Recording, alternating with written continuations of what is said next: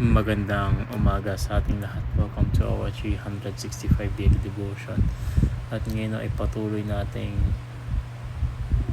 pag-aaralan ng ang ating konsepto ngayong umaga. Ating series patungkol sa Seminary Vision, at ang paksa natin ngayon ay patungkol sa Jesus the Wonderful Counselor. So ang titulong Wonderful Counselor ay nagpapahayag ng walang kapantay na karunungan at banal na patnubay ni Jesucristo.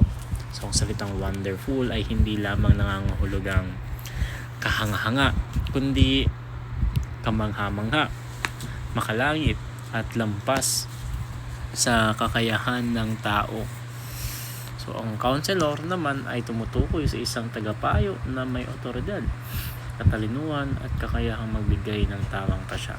So, sa isang titulo ipinapakita ng kasulatan na si Jesus ay hindi lamang nagbibigay ng payo.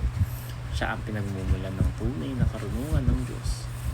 So, sa isang mundong puno ng kalituhan, ingay ng opinyon at salungat na direksyon, si Jesus ang tanging tagapayo na hindi nagkakamali. Ang kanyang payo ay hindi ibatay sa emosyon, kultura o pansamantalang interes, kundi sa walang hanggang layunin ng Diyos. So bilang wonderful counselor, ginagabayan niya ang kanyang bayan hindi lamang sa personal na desisyon, kundi pati na rin sa direksyon ng kasaysayan ng mga bansa at ng kanyang ari-arian. So sabi sa Isaiah chapter 9 verse 6 to 7, sapagkat isinilang para sa atin ang isang sanggol, isang anak na lalaki ang ibinigay sa atin. Ang pamumuno ay mapapasa kanya at siya ay tatawaging kamanghamanghang tagapayo, makapangyarihang Diyos, walang hanggang Ama, prinsipe ng kapayapaan. Ang kanyang pamamahala at kapayapaan ay walang hanggan. Siya ay maghahari sa trono ni David at sa kanyang kaharian. So ang katuruan natin dito una, Jesus is Wonderful Counselor. So hindi tulad ng mga tagapayo ng mundo na limitado sa kaalaman at karanasan. Si Jesus ay ang karunungan ng Diyos na nagkatawang tao. Sa kanya nakatago ang lahat ng kayamanan, ng karunungan at kaalaman. So ang kanyang mga salita ay nagbibigay buhay. Ang kanyang payo ay nagliligtas at ang kanyang katotohanan ay nagpapalaya. So kapag tayo ay lumalapit sa kanya, sa panalangin at sa kanyang salita, hindi tayo binibigyan ng kalituhan, kundi ng malinaw na direksyon na umaayon sa kalooban ng Diyos.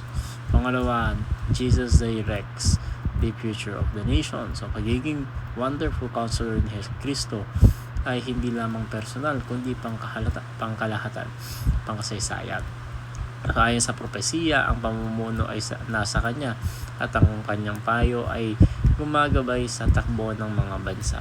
Tulad ng karunungan ni Solomon na humanga sa reyna ng Sheba, higit na dakila ang karunungan ni Jesus na siya mismong hari ng mga hari. Walang desisyon ng tao o bansa na makatitigil sa katuparan ng kanyang banal na layunin. Pangatlo, Jesus settles disputes for many people. So ang payo ni Kristo ay nagdudulot ng kapayapaan at katarungan.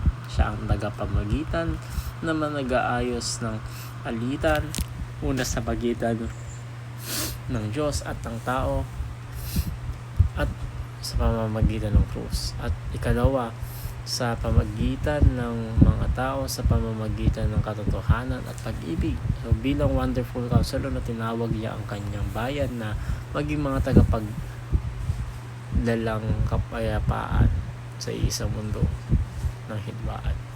So ang aplikasyon na natin dito una, pursue God's wisdom and will for your life. So, karunungan ng Diyos ay hindi automatikong dumarating.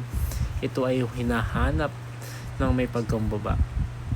Lumapit kay Kristo araw-araw sa panalangin at sa salita, sapagkat ang kanyang payo ay naglalayo sa atin sa kamamakan at naglalapit sa buhay. Pangalawa, pray for God's peace to confirm His will. So ang kapayapaan ng Diyos ang bantay ng ating puso. So kapag isang desisyon ay mula sa wonderful counselor, ito ay may kasamang kapayapaan, even in the midst of uncertainty. So wag magmadali, hayaan ng kapayapaan ni Kristo ang pagpatotoo ng kanyang kalooban. At panghuli, protect relationships through peacemaking. So bilang mga tagasunod ni Kristo, tinatawag tayo ipakita ang kanyang karunungan sa paraan ng pakikitungo sa iba. So, maging mahinahon at makatarungan at mapagpatawad. So ang karunungan mula sa itaas ay una sa lahat mapayapa.